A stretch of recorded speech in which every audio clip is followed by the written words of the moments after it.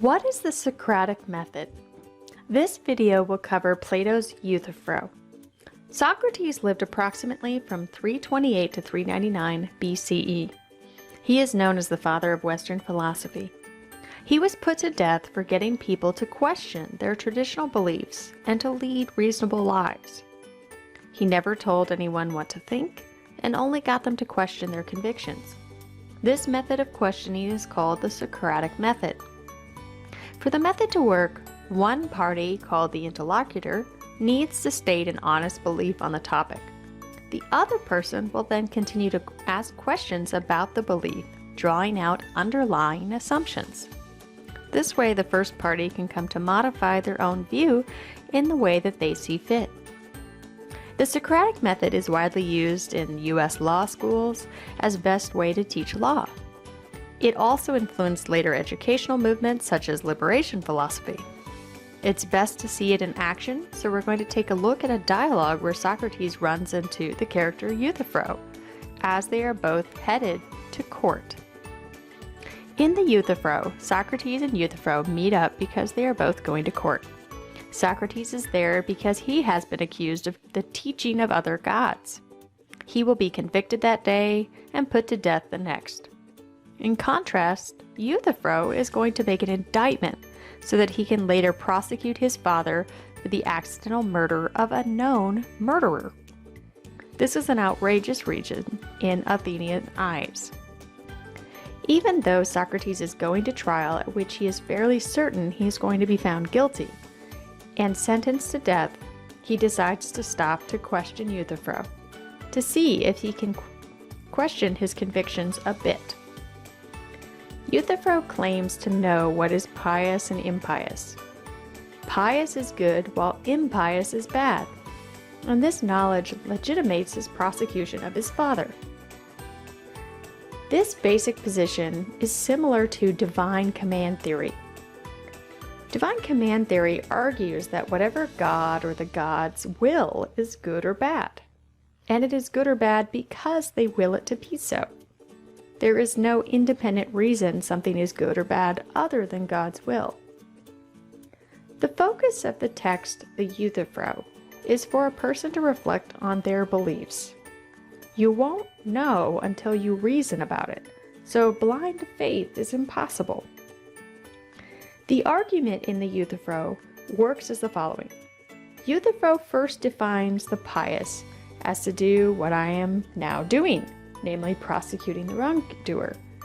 The impious is not prosecuting the wrongdoer. The question we have to ask is, aren't there other actions that are pious? Euthyphro next defines pious as what is dear to the gods and impious as what is not dear to the gods.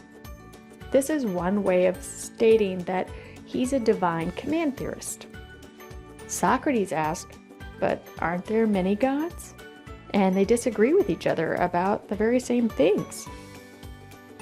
So the same action is then pious and impious because some gods approve of it and other gods don't. At this point, Euthyphro becomes frustrated in the dialogue but tries a third definition. He says the pious is all the gods love and the impious is what all the gods hate. Socrates then asks, do all the gods love it because it is pious, independently of the gods? Or they're all loving it is what makes it pious? Euthyphro says that it's because it is pious independently of the gods. And this means that something else defines piety, and that the gods' love is just a property of piety. Euthyphro then gives a fourth definition. He defines piety in terms of justice. It is the part of the just that concerns the care for the gods. But is this true? How could we benefit the gods? Euthyphro answers that we do what is pleasing to the gods by sacrifice and prayer. He also substitutes more terms for care. The dialogue then turns to the myth of Daedalus. Daedalus was the famed inventor of ancient Greece. He's the one who invented the wings of wax so that his son Icarus could use them and fly near the sun. Unfortunately, Icarus flew too close to the sun, so the wings melted. Socrates refers to some of the statues that Daedalus apparently made that walked on their own, but they walked in circles. Euthyphro accuses Socrates of making his arguments move in circles like Daedalus's statues. In response, Socrates says that his own cleverness must exceed even Daedalus's, who supposedly made statues that could move in circles. But Socrates is more clever because he makes things move without wanting them to do so. So returning to the argument from the beginning on piety. Piety is part of justice, and that is the knowledge of how to give by sacrifices and beg through prayer with respect to the gods. Socrates then asks Euthyphro, but what do our sacrifices give them?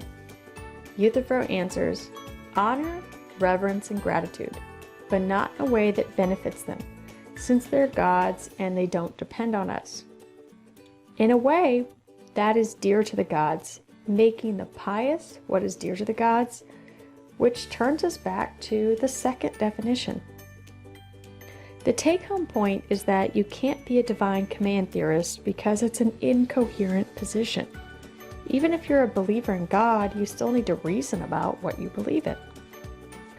Socrates' strong suggestion is that you need to reason in two ways to believe the God's commands. First, you need to reason about how to apply the divine principles. And second, you need to reason even to figure out what the God's principles mean. In his realization at the end of the dialogue, Euthyphro is convinced and then leaves saying that he has to go somewhere, but not to court to prosecute his father. So Socrates seems to have convinced Euthyphro that he didn't know what he was doing, and so he shouldn't be so sure about prosecuting his own father.